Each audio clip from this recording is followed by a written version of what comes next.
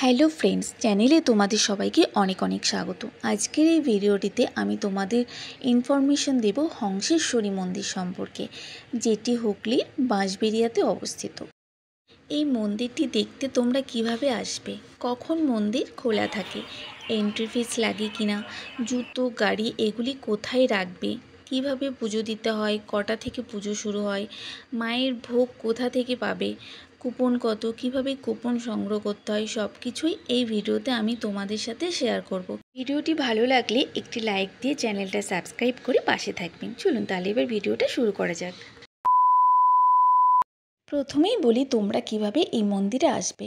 তোমরা যারা হাওড়া বা শিয়ালদার দিক থেকে আসতে চাইছো তারা হাওড়া কাটোয়া লোকাল অথবা শিয়ালদা কাটোয়া লোকাল ধরে বাঁশবেড়িয়া স্টেশনে নামবে। ব্যান্ডেলের ঠিক পরের স্টেশনটাই হচ্ছে বাঁশবেড়িয়া স্টেশন। বাঁশবেড়িয়া স্টেশন থেকে বাইরে এসে টোটো অটো যা খুশি ধরে তোমরা চলে আসবে এই মন্দিরে। ভাড়া 10 থেকে 15 টাকা নেবে। যারা 4 হুইলার বা 2 হুইলার নিয়ে আসতে চাইছো তাদেরও পার্কিংয়ের ব্যবস্থা আছে। 4 হুইলার নিয়ে এলে মেন রোড থেকে যখন তোমরা মন্দিরের রাস্তায় প্রবেশ করবে, ওর পাশেই ঠিক আছে একটা বড় মাঠ, ওটাই হচ্ছে পার্কিংয়ের জায়গা। আর যারা 2 হুইলার নিয়ে আসছো তারা একদম মন্দিরের কাছে এসে পার্কিং করতে পারবে। পার্কিংয়ের জন্য নির্দিষ্ট জায়গা আছে, সেখানে তোমরা জুতো রাখতে পারবে। জুতো রাখার জন্য 2 টাকা, সাইকেল হলে 5 টাকা আর মোটর সাইকেল হলে 10 টাকা চার্জ দিয়ে লাগবে। আমরা এখন মন্দিরের কাছে চলে এসেছি এবং আমরা এখনই মন্দিরে প্রবেশ করব। আর এটা হচ্ছে মন্দিরের প্রবেশ পথ। আর এখানে লেখা রয়েছে দেখো, জুতো পরে মন্দির প্রাঙ্গণে প্রবেশ একদম কঠোরভাবে নিষিদ্ধ। আর তোমাদের তো জুতো রাখার জায়গাটা আমি দেখিয়েই দিলাম। তো চলো এবার তোমাদের বলি মন্দির কটা থেকে কটা পর্যন্ত খোলা থাকে। এই মন্দিরটি খোলা থাকে সকাল 7টা থেকে দুপুর 12টা 30 মিনিট পর্যন্ত এবং বিকাল 4টা থেকে সন্ধ্যে 7টা পর্যন্ত। মন্দির বন্ধ হয়ে যাওয়ার পর কিন্তু আর কোনোভাবে মন্দির খোলা হয় না। তোমরা এই সময়ের মধ্যে এলেই মায়ের পুজো দিতে পারবে। আর আরেকটা কথা যেটা, যে এখানে মায়ের পুজো দিতে কোনো এক্সট্রা দক্ষিণা দিতে লাগে না। তোমরা তোমাদের খুশি মনে প্রণামী বাক্সে যা দান করবে সেটাই যথেষ্ট। আর পুজো দেওয়ার পরে তোমরা ধূপ আর মোমবাতি বাইরে, দেখো আমি যেখানে দিলাম ওটা হচ্ছে জায়গা, ওখানে দিতে পারো।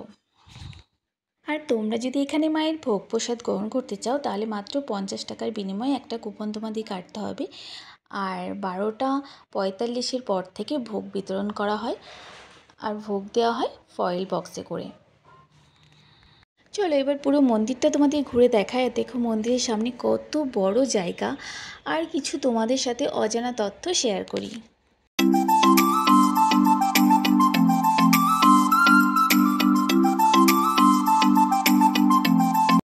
19 শতকের শুরুতে এই হংসেশ্বরী মন্দিরের নির্মাণ কার্য শুরু করেন রাজা নৃসিংহদেব।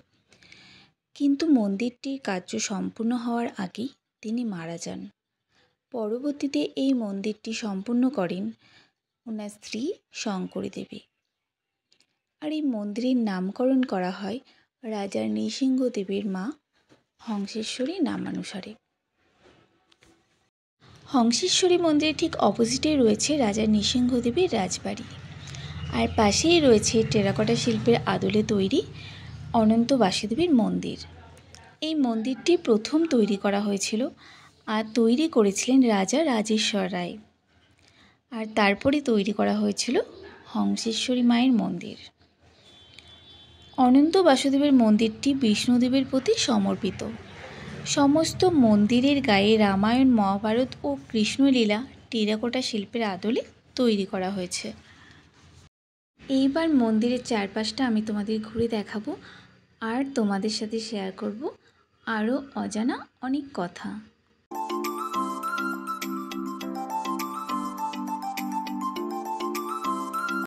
এই মন্দিরের প্রধান দেবতা নীল নিমকাঠির মূর্তি চারবাহু দেবী হংসেশ্বরী, যা কালীর রূপ প্রকাশ করে।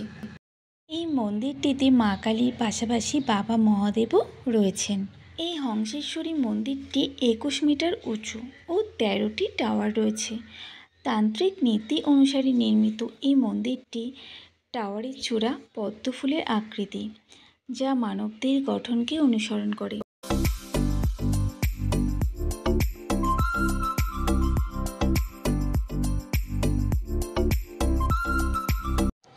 এবার আমি তোমাদের পুরো মন্দিরের চারপাশটা ঘুরে দেখাবো আর দেখাবো কোন জায়গা থেকে ভোগ বিতরণ করা হয়।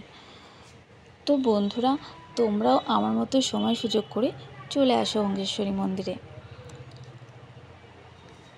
আর জায়গাটা তোমাদের ভীষণ ভালো লাগবে, অনেক বড় জায়গা, সঙ্গে মায়ের পুজো দেওয়া, মায়ের ভোগ প্রসাদ গ্রহণ করা।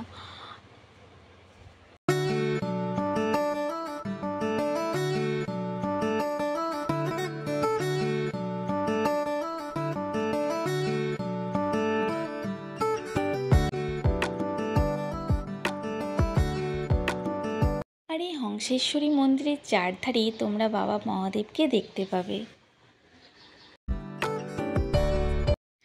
মন্দির যে শুধু আমাদের শান্তির জায়গা তা নয়, এই ডগিটাকে দেখলেও বোঝা যায় যে সমস্ত প্রাণীদের কাছেই মন্দির একটা শান্তির জায়গা।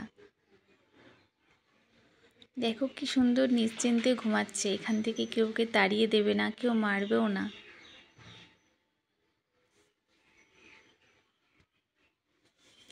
আর আমরা এবার চলে এসেছি সেই জায়গায়, এটা হচ্ছে ভোগ প্রসাদ বিতরণের জায়গা। এখানেই ভোগ প্রসাদ দেওয়া হয়। তো বন্ধুরা, তোমাদের যদি ভিডিওটা ভালো লেগে থাকে একটা লাইক কমেন্ট করো। আর চ্যানেলটা যারা এখনও সাবস্ক্রাইব করোনি তারা প্লিজ সাবস্ক্রাইব করে আমার পাশে থেকো। আর ভিডিওটা তোমরা শেষ পর্যন্ত দেখতে থাকো। বাই।